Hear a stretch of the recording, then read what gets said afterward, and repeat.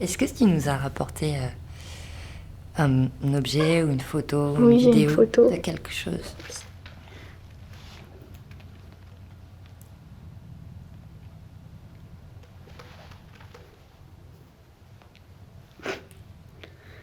Je pense que je m'en passerai jamais. Qu'est-ce que c'est? C'est l'exploitation des vignes de mes grands-parents que je tiens à cœur. Enfin, qui me tiennent à cœur, du moins. Et pourquoi tu as voulu nous partager ça plus qu'autre chose? Bah, parce que ici, c'est pas commun. Les vignes, on est plus dans l'agricole, on est plus dans les champs ici. Et enfin, il y en a beaucoup ici qui connaissent pas les vignes, les vendanges, tout ça, ils connaissent pas. Puis c'est dommage, parce que c'est quand même une grosse partie de la Marne. Et du coup, si personne ne reprend, qu'est-ce qui va se passer? Bah, on va les vendre. Enfin, mes grands-parents vont les vendre. Et qu'est-ce que ça te fait? Bah, ça fait un peu mal au cœur. Parce que c'est quand même quelque chose que depuis mes 2 ans, je suis dedans. Enfin, ça nous embête tous. Surtout que les vignes, c'est quelque chose de précieux. Enfin, du côté d'Épernay, c'est précieux du coup. Parce que ça coûte extrêmement d'argent. Et puis, enfin, c'est familial, c'est. Normalement, c'est censé se transmettre, mais ils ont pas eu ce choix-là. Est-ce que toi, tu sens que t'es un peu la dernière de la liste aujourd'hui et que tu dois faire un choix par rapport à ça ou Oh non. avec tes parents ou ton papa, vous n'en parlez pas du tout de la suite? Non. Avec tes grands-parents? Bah oui. Ma mamie, beaucoup. Qu'est-ce qu'elle te dit? Bah, elle me dit que ça l'embête aussi, mais que. Enfin, on n'a pas le choix. Parce que vu que personne ne va les reprendre, ça sert à rien de les laisser pourrir. Autant les vendre à des gens qui, on sait qu'ils les utiliseront.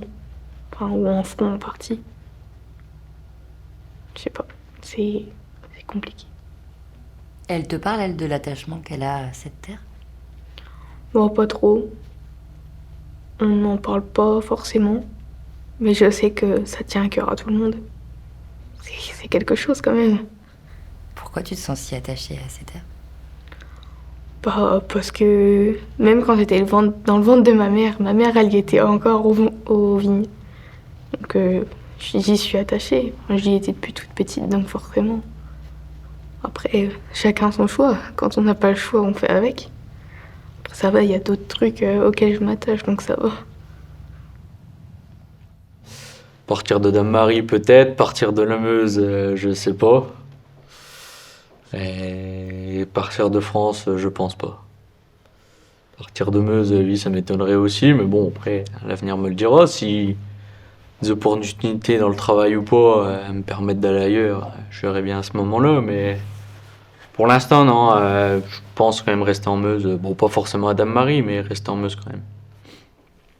Tu saurais dire pourquoi Un attachement à la Meuse, peut-être. Après, dû à quoi ça revient peut-être à la passion pour l'agriculture. La Meuse, bah, c'est quand même un département très très rural. Hein. On voit quand même pas beaucoup, il n'y a pas de grosses villes.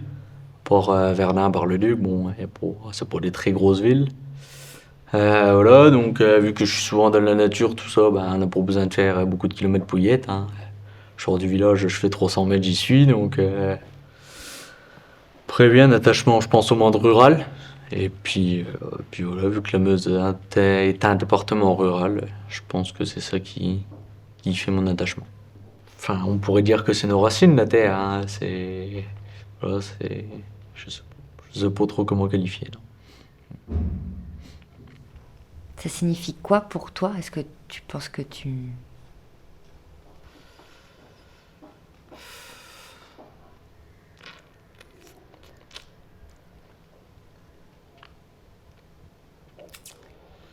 Là, j'ai du mal, non. Je sais pas forcément ce que ça signifie. Après, Il y a un attachement, hein, mais c'est.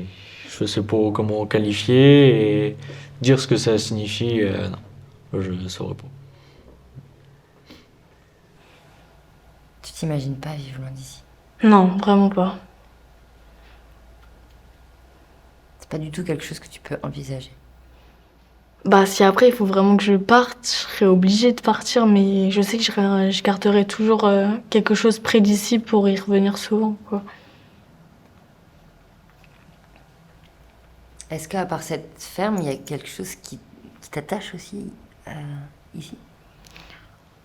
Bah déjà il y a toute l'histoire de ma famille, qui est ici, tout le monde a vécu ici depuis, bah, je sais pas combien de temps, on est les arrière-parents de mon grand-père, je crois, ils étaient déjà là. Du coup, bah, tout le monde, mes parents, ils se sont mariés dans mon village. Là, ils se sont plus ensemble à l'heure actuelle. Pour moi, ça compte beaucoup.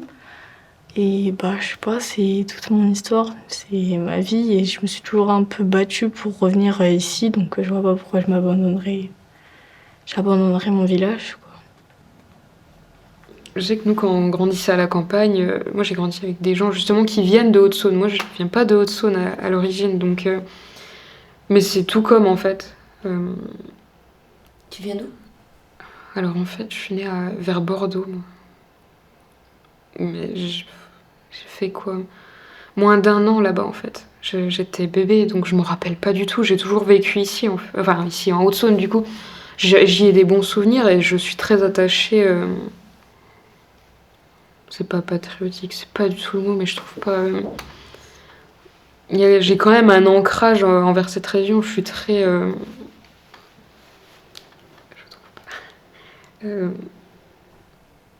te sens donc appartenir à un territoire plus qu'à un autre. Oui. C'est paradoxal avec ce que j'ai dit avant, hein. Mais. Oui, au niveau de mes racines, moi je les sens en Haute-Saône. Je sais que si.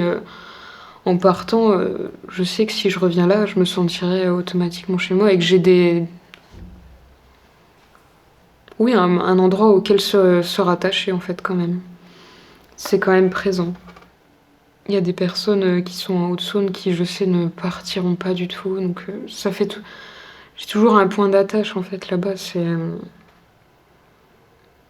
Ça dépend, oui, c'est ce que ça revient un peu à ce que je disais, mais ça dépend de où vont les gens en fait. Si du jour au lendemain, il y avait plus personne que j'aimais en Haute-Saône, je sais pas si ce serait pareil.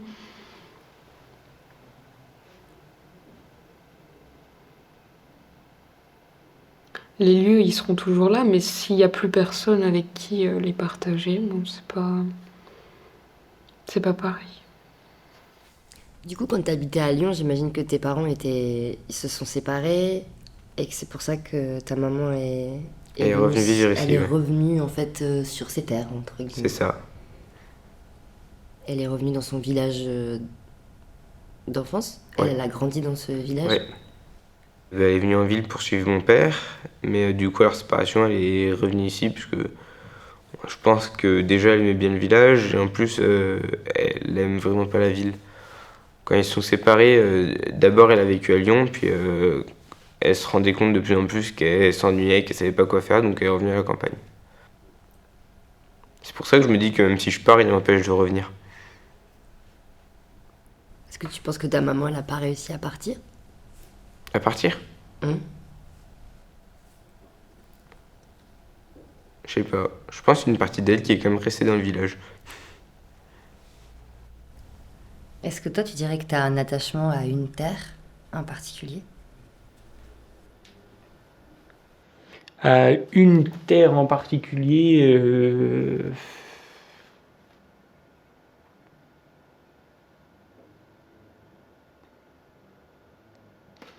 bah, la terre en particulier,